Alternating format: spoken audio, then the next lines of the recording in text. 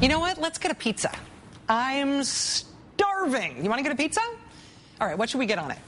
I should say at the outset that I'm a little lactose intolerant, so cheese, even though I love pizza, even though I love everything about pizza, cheese is sort of not my thing. So I want to get a pizza, but if we could get one without cheese, that would be awesome. All right, in the interest of compromise, though, I recognize that you like cheese. So, you know, I'll meet you halfway. I'll tell you what, let's get fresh mozzarella as one of the toppings on our pizza, okay? I can deal with that. Okay, so is that a fair offer?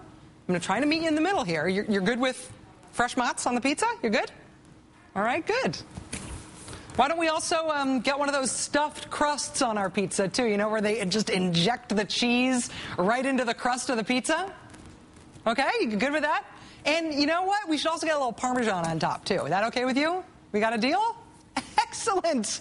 We've got a deal. This was so easy. I admit the lactose intolerant pizza negotiation metaphor may be a little wanting, particularly because I'm not lactose intolerant. But I otherwise can't quite get my head around the tactical work that was done here. In the president's deal with Republicans on tax policy today, the White House has been at great pains to explain that they got a great deal. In exchange for the Republicans getting what they wanted, this massive tax break for the rich, Democrats got something much smaller that they wanted too. They got an extension of unemployment benefits. And then Republicans ended up getting lots of other things they wanted as well, like an adjustment to the alternative minimum tax and a giant adjustment to the estate tax. If you went into these negotiations with Republicans not wanting cheese on the pizza, you ended up ordering extra cheese for the pizza, right? With extra cheese with a side of cheese and some cheese dipping sauce for the side cheese. That, of course, is not the way the White House wants this deal to be seen. There are a whole bunch of things that they are giving up. I mean, the truth of the matter is, from the Republican perspective, the earned income tax credit, the college tuition tax credit, the child tax credit, all those things that are so important for so many families across the country, those are the things they really opposed. Not really. One of the things President Obama mentioned there was the child tax credit. He was able to get Republicans to agree to an extension of the child tax credit.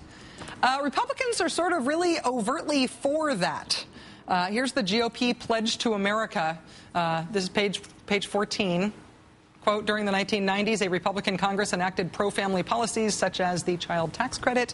Unless action is taken, a $3.8 trillion tax hike will go into effect on January 1st, 2011. The child tax credit will be cut in half. Be afraid, don't cut the child tax credit. We Republicans love the child tax credit.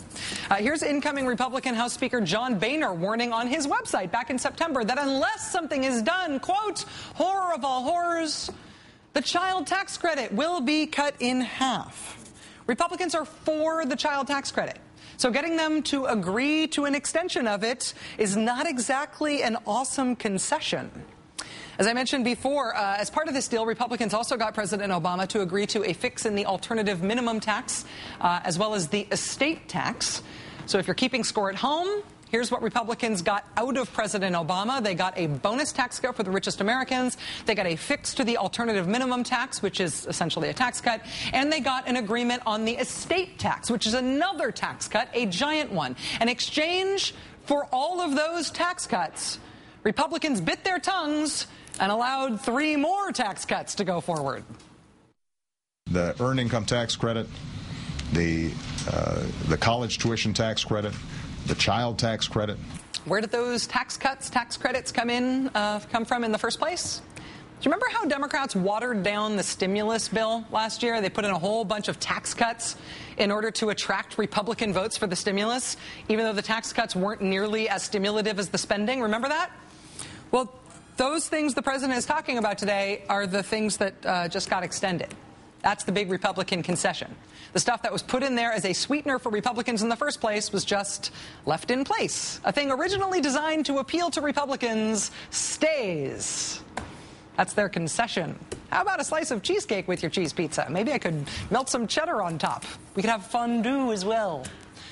The White House argument on this is that whatever you think about their negotiating skills, the end result of all this is that it is good for the country. is that this is good policy for the American people. Is it? Joining us now is Simon Johnson. He's the former chief economist for the International Monetary Fund. He's now a professor of economics at MIT, as well as a contributing business editor at the Huffington Post. In other words, he is way, way overqualified for a discussion that started with a really bad, long cheese metaphor. Professor Johnson, thank you very much for joining us tonight. Nice to be with you. Am I right that from what we know about this deal, that none of it is offset? This is just $900 billion added to the debt? Absolutely. As far as we know, it goes straight into the debt. It expands the deficit. It's completely irresponsible.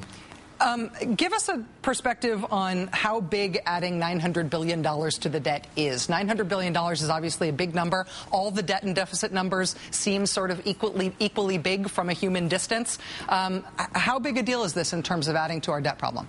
It's a very big deal. Look, contrary to almost every other country in the world, we are continuing to run a big deficit. We're ignoring the pressure from financial markets around the world. We are continuing with these very irresponsible policies put in place by President Bush. And this is asking for trouble. We are going to get trouble because of these tax cuts. The White House says, yes, this does add $900 billion to the debt, but it will have some stimulative effect on the economy. The president making the case today that the best thing anybody can do for every sector of the economy is that the economy grows overall.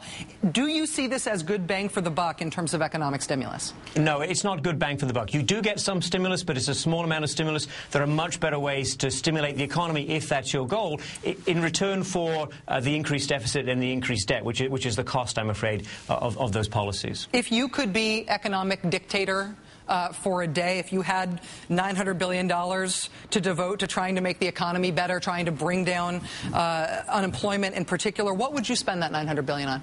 Well, I would pay teachers. We've got states and local governments laying off employees, particularly teachers. That really hurts us immediately and over the long run across the country. That's devastating. I would expand community colleges. That's where the unemployed go to get retrained, go to get the new skills they need in the modern economy, skills they don't have. And, of course, I would properly extend unemployment benefits. Unemployment benefits, by the way, are going to remain at this 99-week limit. So in Nevada, for example, there's 26,000 people who are about to run out of benefit. The agreement today does nothing for those people. They're still out of benefit. What about the GOP argument that they really, really, really want tax cuts for the richest people in the country because rich people are the job creators? What about that sort of trickle-down supply-side argument? Oh, look, I have nothing against rich people. Some of them are great entrepreneurs, I'm sure. But there's no evidence that this kind of tax cut is going to generate jobs of that kind. In fact, the people who study carefully the spending habits of these very same wealthy Americans are saying very clearly the evidence is this will not generate new jobs. Businesses are constrained by the lack of demand right now more than anything else. These taxes, or the income tax and the estate tax and so on, are not at all what is holding back employment and why we have record unemployment. In terms of the what the U.S. situation with tax rates right now, when you hear people who are arguing for tax cuts, they talk about our country as if we have unreasonably high taxes compared to other major economies in the world. When you talk about people who are willing to see tax rates go back up, people talk about them as if they're contextualizing them as relatively reasonable. What is your view in terms of the overall size of the U.S. tax burden right now? Do we have high taxes? No, we have low taxes as a percent of GDP compared to almost any other country at our income level. We have a pretty inefficient tax system. We should reform it. That's without question. If you reform the tax system, you will get more revenue and less distortion. So that's good. Unless, of course, you don't want the extra revenue, unless you don't want to pay for 2 foreign wars, 11 aircraft carrier groups, and a lot of other commitments that the government got itself into over the past decade. Professor Johnson, one last question for you. We're going to be speaking with Senator Sherrod Brown of Ohio in just a moment. And one of the things I wanted to discuss with him is how much wiggle room there is in this framework. The White House is describing this as a framework, which implies that the deal is not totally nailed down, although the basics of the agreement they expect to remain in place. You described a radically different approach to spending $900 billion on trying to improve the economy, spending on teachers and community colleges. Is there something that within this basic framework could be done to significantly improve it, to make it more stimulative, to make it worth more in terms of what we're spending here? Or is the overall framework just too toxic to do any good?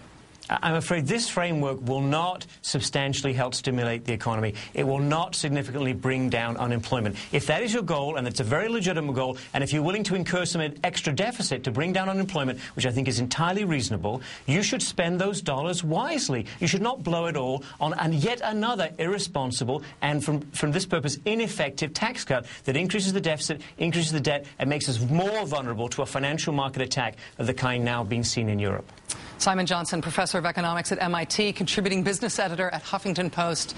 Thank you very much for your time tonight. It's very good to have you here.